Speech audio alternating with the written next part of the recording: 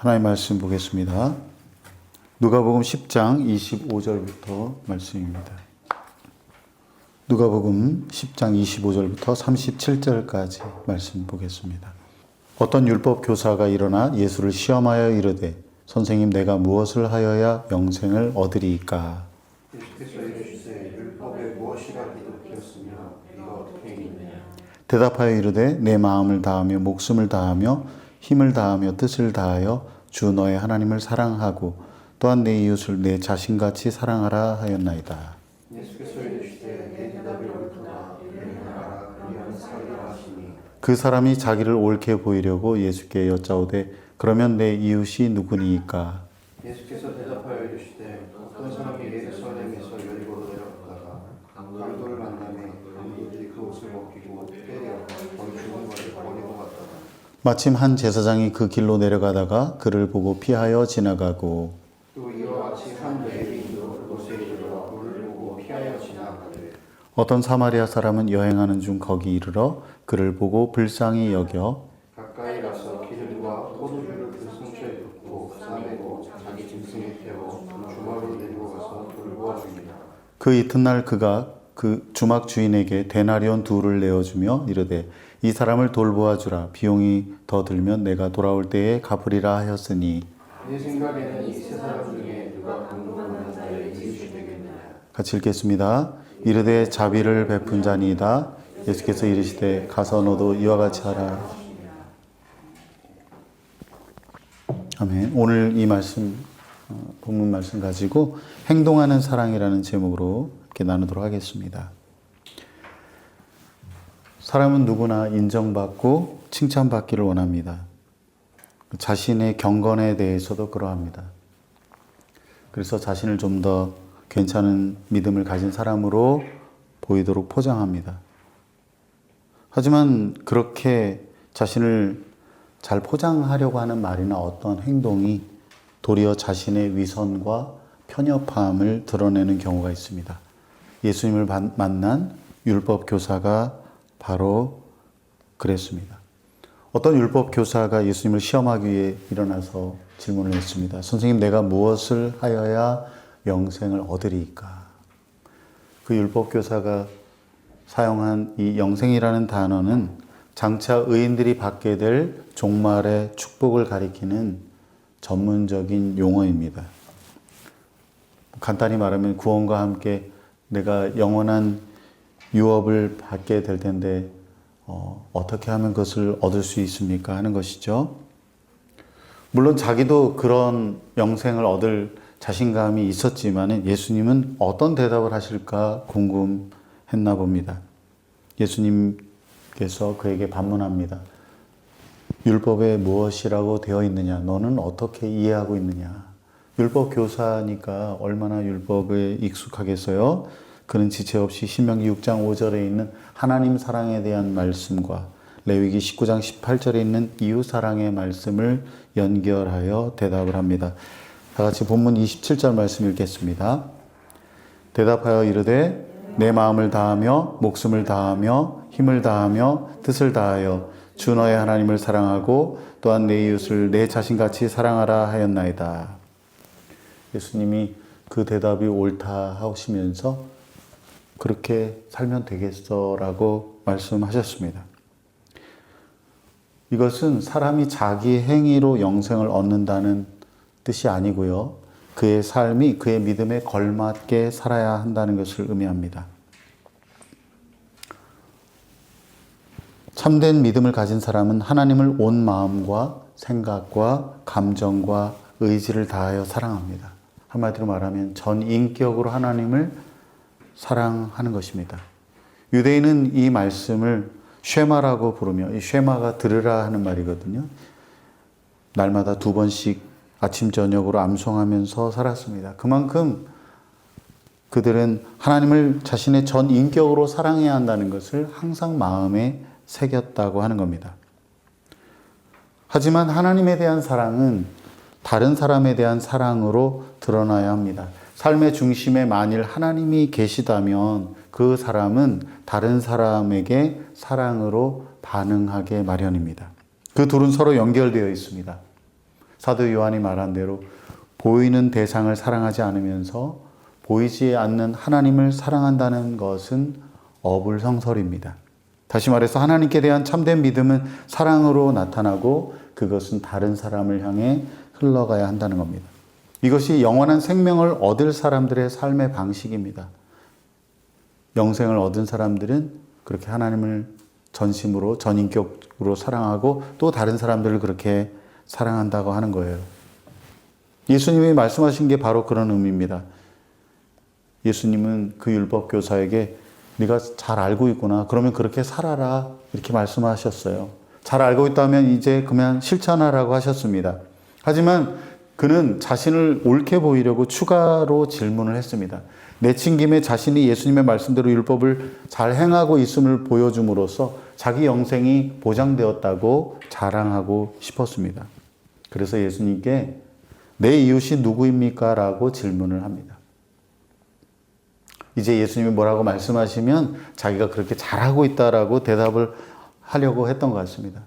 그런데 예수님은 예상외로 단답형으로 말씀하지 않으시고 너의 이웃은 이런 사람들이야 라고 하지 않으시고 하나의 비유로서 이야기를 들려주셨습니다. 그것이 우리가 잘 알고 있는 착한 사마리아인의 비유입니다. 율법을 온전히 이행하려면 이웃이 정의되어야 했습니다. 율법교사는 나름 하나님과 이웃을 사랑한다고 믿었기 때문에 자신이 생각하는 이웃의 범주가 있었습니다. 이웃을 사랑하라는 율법의 요구를 최소한으로 실행하는 방안을 알고 있었습니다. 대부분의 사람들처럼 그 당시 사람들은 이웃을 어떤 대상으로 생각하면 함께 일하는 동료나 친구들이라고 생각했습니다. 특히 유대인은 정결법에 따라 부정하게 여기는 이들과 함께 일하지도 않았고요. 근처에 살지도 않았습니다. 따라서 그 율법교사에게 이웃이란 정결한 유대인일 가능성이 높습니다. 예수님께서 그가 말한 의도를 모르실 리가 없지요. 그래서 예수님은 그가 진정으로 놓치고 있는 본질적인 문제를 다루기 위해서 비유를 말씀하셨습니다. 한 사람이 예루살렘에서 여리고로 내려가다 강도를 만나 거반 죽을 위기에 처했습니다. 예루살렘에서 여리고까지는 27km 정도 되는 내리막입니다. 사막과 바위들이 많았고 동굴들도 많아서 강도들이 은폐하기 용이했습니다. 아마 그때 신문이 있었으면 여리고로 내려가다가 강도 만난 사람들의 이야기가 빈번하게 다루어졌을 것입니다. 예수님은 의도적으로 그 강도 만난 사람이 누구인지를 밝히지 않으셨습니다. 다만 그 사람이 강도를 만나서 이제 곧 죽을지도 모르는 위급한 상황에 놓여 있다고 말씀하셨습니다. 도움의 손길이 시급한 시점에서 마침 한 제사장이 그 사람을 발견했습니다. 그는 예루살렘에서 제사장 직무를 마치고 내려가던 길이었습니다. 당시에 성전 직무를 맡은 제사장과 레위인들 상당수가 예루살렘에 거주하지 못하고 여리고에서 자주 왕래했습니다. 제사장은 그를 본체만체 피하여 지나갔습니다.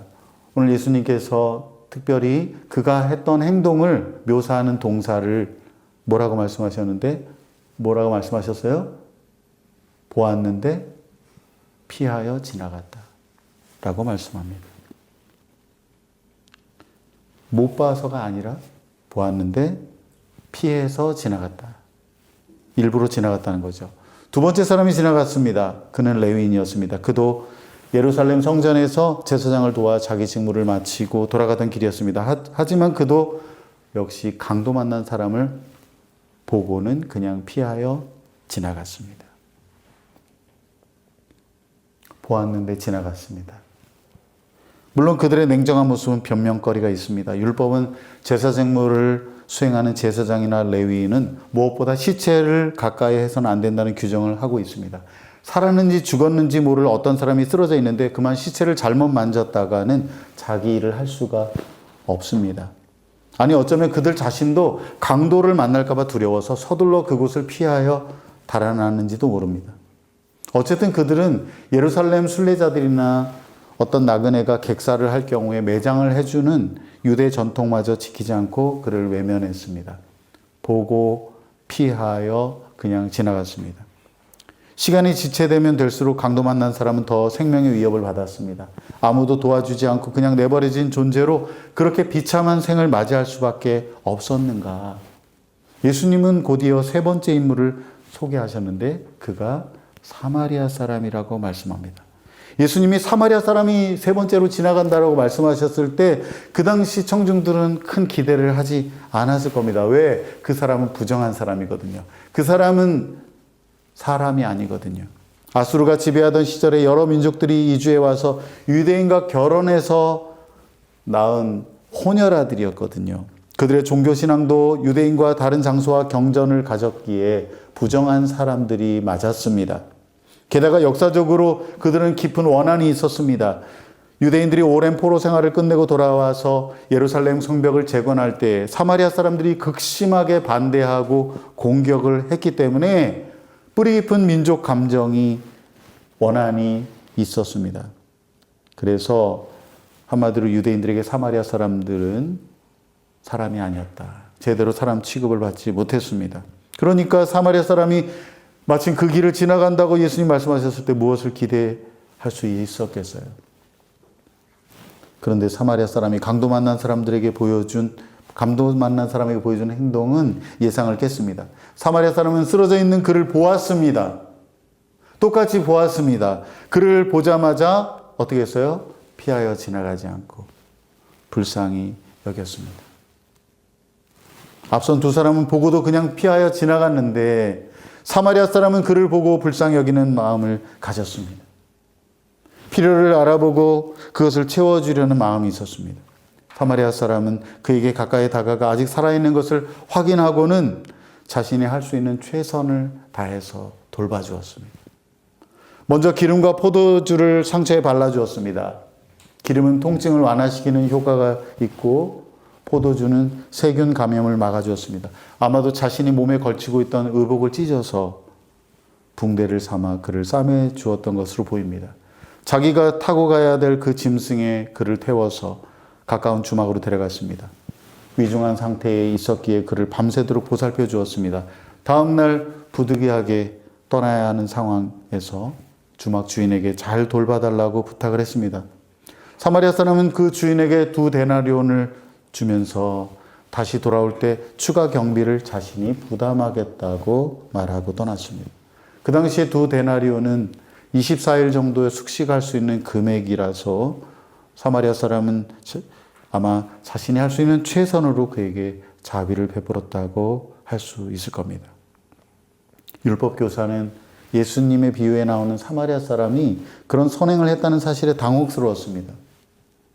예수님께서 내 생각에는 이 세 사람 중에 누가 강도 만난 자의 이웃이 되겠느냐 물으셨을 때 그는 차마 사마리아 사람이라는 말을 입에 올리지 못하고 자비를 베푼 자라고 돌려서 대답했습니다. 강도 만난 자에게 이웃은 율법을 철저히 지켰던 제사장이나 레위인이 아니라 하나님을 사랑하고 내 이웃을 내 몸과 같이 사랑하라고 하는 그 율법의 그 근본 정신을 잘 알고 있는 그들이 아니라 율법을 전혀 알지 못하고 그렇기 때문에 율법과 무관하다고 무시했던 사마리아인이었습니다. 기독교 신앙이 없는 사람이 오히려 믿음을 가졌다고 하는 사람보다 더 도덕적이고 더 남을 도와주는 모습을 봤을 때 우리가 가끔 느끼는 그런 자괴감, 부끄러움이 아닐까요? 율법 교사가 대변하는 제사장 레위인은 율법을 바르게 해석하지 못했고 율법에 맞는 삶을 살지도 못했습니다. 알긴 알았지만 실천하지 못했습니다. 그에게 영생은 요원해 보입니다. 그에 반해 사마리아인은 누군가의 이웃이 되어줬습니다. 그것이 율법의 참된 의미입니다. 영생은 그 사람의 것입니다. 그가 참된 믿음으로 하나님을 사랑하고 다른 사람을 사랑하고 있음을 보여준 것입니다. 예수님은 앞서 율법교사에게 이를 행하면 살 거라고 하셨는데 이번에는 너도 이와 같이 교훈하라고 하십니다. 율법교사는 예수님에게 내 이웃이 누구입니까? 라고 물었는데 예수님은 이웃이 누구냐가 아니라 도움이 필요한 누구든 네가 이웃이 되라고 하셨습니다. 다시 말해서 누가 내 이웃인가를 묻지 말고 나는 과연 누구의 이웃으로 살고 있는가를 질문해야 한다는 겁니다. 사랑하는 여러분, 하나님과의 관계에서 사랑으로 응답하고 그 사랑을 이웃에게 확장할 때 참된 제자의 삶이 실현됩니다.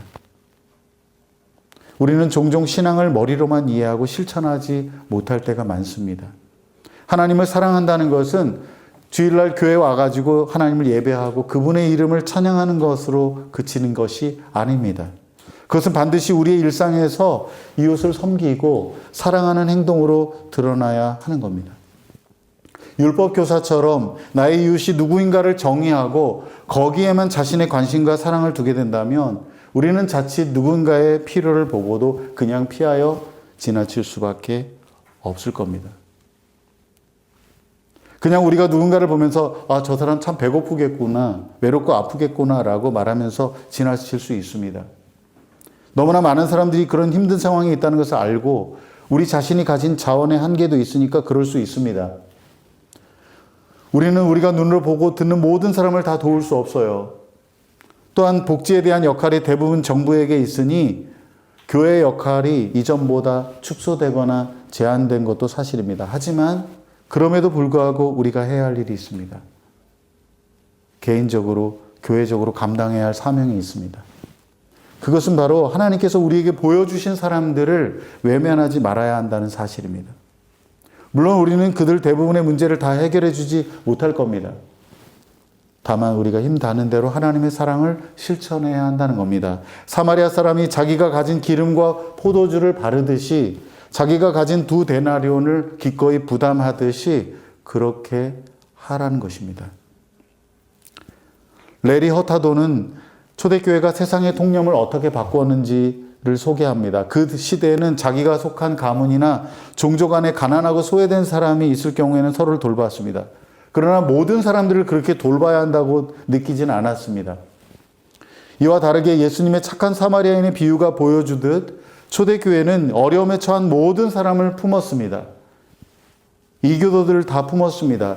그 자체가 너무나 충격적인 모습이었습니다. 그래서 이교 신앙을 가졌던 로마 황제 율리아누스는 기독교인의 혁신적인 신앙생활을 보고 저들이 가난한 기독교인뿐만 아니라 가난한 이교도까지 돌보는구나라고 놀랬습니다. 우리는 지금 세속화 시대를 살고 있습니다. 기독교 신앙에 점점 더 적대감을 보이는 세상을 향해 어떻게 복음을 전할 것입니까? 교회 이미지를 되게 멋지게 보여주는 것? 건물을 화려하게 하는 것? 물건을, 상품을 뿌리고 연예인들을 불러서 사람들을 불러모으는 것? 그것이 아니에요. 우리가 그리스도인으로서 전혀 다른 삶을 살아내는 데 있습니다. 가난한 자와 소외된 자를 돌보는 교회가 되는 것에 있습니다. 여전히 하나님께서 우리에게 기대하시는 것이 바로 그겁니다. 사랑하는 여러분, 오늘 주님의 말씀을 통해서 여러분에게 권면하시는 것이 있습니다. 하나님께서 여러분에게 누군가의 필요를 보게 하실 때 그것을 보고도 피하여 그냥 넘어가지 말기를 바랍니다. 참된 경건은 야고보 선생님이 말한 것처럼 자기를 세속으로부터 지키고 고아와 가난한 자 같은 공경에 처한 사람들을 돌보는 것, 그것이 참된 경건입니다. 그것을 피하여 그냥 무관심하게 지나가지 말고 손을 움켜쥐지 말고 보고 불쌍히 여기시기를 바랍니다. 비록 우리가 그들이 처한 모든 문제를 다 해결해 줄 수 없지만 하나님께서 여러분에게 공경에 처한 사람을 보게 하실 때 함께 아파하고 함께 기도할 수 있기를 바랍니다. 바울이 로마서 12장 15절에서 말씀한 대로 즐거워하는 자들과 함께 즐거워하고 우는 자들과 함께 울기를 바랍니다. 만약 여러분 개인이 가진 자원이 있다면 그것을 나눌 수 있기를 바랍니다. 손을 움켜쥐지 말고 자신이 더 좋은 것, 더 많은 것을 누리려고 하지 말고 베풀 수 있기를 바랍니다. 온 마음과 생각과 감정과 의지를 다해 하나님을 사랑하는 사람, 영원한 생명을 살아가는 사람은 최선을 다해 다른 사람을 사랑하기로 결심해야만 합니다. 보이는 형제를 사랑하지 않고 어떻게 보이지 않는 하나님을 사랑할 수 있습니까? 특별히 우리 교회 성도들이 서로 사랑하고 섬기기를 바랍니다. 그리고 더 나아가 세상에서 여러분들이 만나게 되는 사람들, 여러분들이 눈으로 보게 되는 사람들, 여러분들이 충분히 도와줄 수 있는 자원이 있는데도, 시간이 있는데도 거부하고 피하여 그냥 지나가지 말기를 바랍니다. 그러면 우리는 영생에 이를 것입니다. 아니, 우리는 이미 영생을 살아가고 있는 것입니다.